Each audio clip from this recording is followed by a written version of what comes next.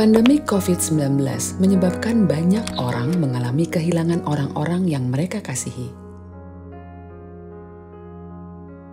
Aturan pembatasan sosial yang ketat menyebabkan banyak dari mereka yang tidak memiliki kesempatan untuk melakukan perpisahan yang layak, ditambah lagi proses pemakaman yang tidak seperti biasa. Akibatnya, banyak orang terpaksa menjalani proses berkabung atau bersedih yang lebih sulit dari biasanya.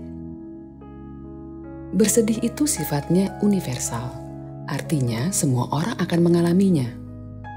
Penyebabnya bisa kepergian orang yang disayangi, atau kehilangan pekerjaan, atau berakhirnya sebuah hubungan yang berarti. Pada dasarnya, hal-hal apapun yang dapat mengubah hidup seseorang. Bersedih itu juga sifatnya sangat personal, tidak mengikuti aturan waktu dan situasi. Kamu bisa saja tiba-tiba menangis, atau menjadi marah, menarik diri dan merasa hampa. Hal-hal ini adalah lumrah terjadi. Tiap orang menjalankan kesedihan dengan caranya masing-masing. Namun ada kesamaan dalam tahapan-tahapan orang melalui masa bersedih. Seorang psikiater keturunan Amerika dan Swiss bernama Elisabeth Kubler-Ross dalam bukunya On Death and Dying menuliskan bahwa ketika seseorang bersedih atau berkabung, ada 5 hal yang mereka alami. Pertama, yaitu denial atau penyangkalan. Kedua adalah anger, yaitu amarah. Ketiga adalah bargaining, yaitu tawar-menawar. Keempat adalah depresi, dan yang terakhir adalah acceptance, yaitu penerimaan. Tiap orang bersedih dengan caranya masing-masing. Tidak semua orang akan mengalami kelima hal tersebut, dan mungkin saja pengalaman bersedihnya tidak dengan urutan seperti itu. Bisa saja kamu mengalami kemarahan terlebih dahulu, kemudian masuk ke fase tawar-menawar, atau kamu bisa berada dalam waktu yang lama sekali di fase penyangkalan, dan atau bisa langsung berada di fase akhir dan melewati semua fase yang lain. Tahap pertama dalam bersedih adalah tahap denial atau penyangkalan. Kesedihan itu adalah emosi yang besar dan dalam. Dalam fase ini, penyangkalan memberi waktu untuk kamu memproses apa yang terjadi. Wajar jika di fase ini kamu mengatasi perasaan intens tersebut dengan berpura-pura bahwa kehilangan dan perubahan besar itu tidak terjadi. Kamu mungkin berpikir, dia belum pergi, nanti juga kembali ke rumah. Atau, ini tidak terjadi terhadapku, hasil tesnya salah. Ini adalah sebuah mekanisme pertahanan kita dalam mengalami awal kesedihan. Penyangkalan membantu kita mengurangi intensitas emosi kita terhadap situasi itu. Tahap kedua yang mungkin terjadi adalah adanya amarah. Amarah adalah perwujudan emosi yang menyembunyikan berbagai emosi kesedihan dan rasa sakit yang kamu rasakan.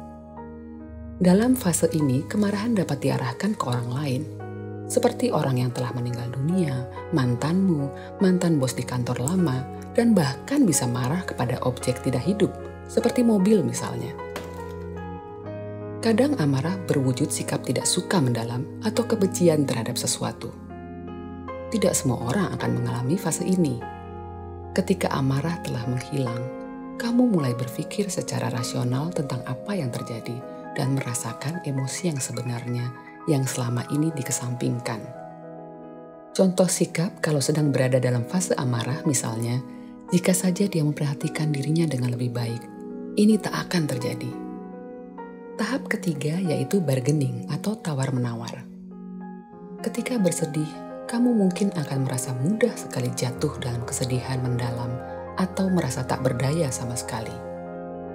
Dalam keadaan seperti ini, kamu ingin merasakan kembali bahwa kamu punya kendali terhadap kejadian yang menimpa.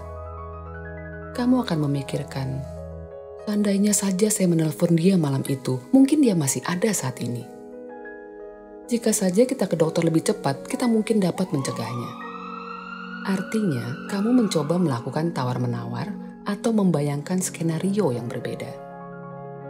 Melakukan tawar-menawar ini adalah benteng pertahanan melawan emosi sedih.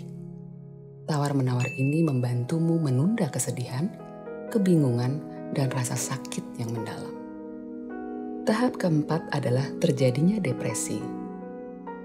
Depresi adalah tahap yang sifatnya lebih tenang, di mana kamu bisa menjalani dan memperbaiki keadaan dengan cara yang lebih baik. Mungkin kamu memilih untuk menyendiri dulu agar bisa secara sepenuhnya menghadapi perasaan kehilangan yang mendalam. Tapi kadang depresi juga bisa menjadi sulit, memberatkan, membingungkan, dan juga menyakitkan seperti tahapan lainnya. Apa arti diriku tanpa dia? Hidup saya berakhir dengan buruk. Itu adalah contoh pernyataan yang menggambarkan seseorang berada dalam tahapan depresi. Tahap 5 adalah acceptance atau penerimaan. Penerimaan bukan berarti tahapan yang membuatmu gembira atau telah pulih dari kesedihan. Tapi kamu telah dapat menerima dan memahami apa arti kesedihan ini dalam hidupmu. Di tahap ini kamu akan merasa berbeda. Sesuatu telah terjadi, sebuah perubahan yang besar yang terjadi dalam hidupmu, dan hal itu telah mengubah perasaanmu tentang banyak hal dalam hidupmu secara umum. Saya beruntung memiliki waktu yang lama bersama dia, dan dia akan selalu ada dalam kenanganku. Kini saat saya bebenah untuk melanjutkan hidup saya ke depannya. Itu adalah contoh penerimaan terhadap perubahan besar yang menyebabkan kesedihan. Penerimaan ini bisa dilihat sebagai cara untuk melihat bahwa ada saatnya datang hal baik dan ada saatnya datang hal buruk. Tapi kamu akan merasa bahwa apapun yang terjadi, apakah itu baik atau buruk, kamu percaya bahwa kamu bisa menghadapinya dan kamu akan baik-baik saja. Memaknai kesedihan ialah memahami bahwa tiap orang mengalami kesedihan dengan cara yang berbeda-beda. Kesedihan itu sangat pribadi sifatnya, dan kamu mungkin merasakan hal yang berbeda di saat yang berbeda. Mungkin kamu perlu waktu beberapa minggu, atau mungkin beberapa tahun. Hal itu adalah wajar adanya. Namun, jika kamu merasa memerlukan bantuan dalam menghadapi kesedihan atau duka mendalam, ada baiknya bertemu dengan psikolog atau psikiater atau konselor profesional yang dapat membantumu menghadapinya. Sampai jumpa di video ini Budi lainnya, dan terima kasih.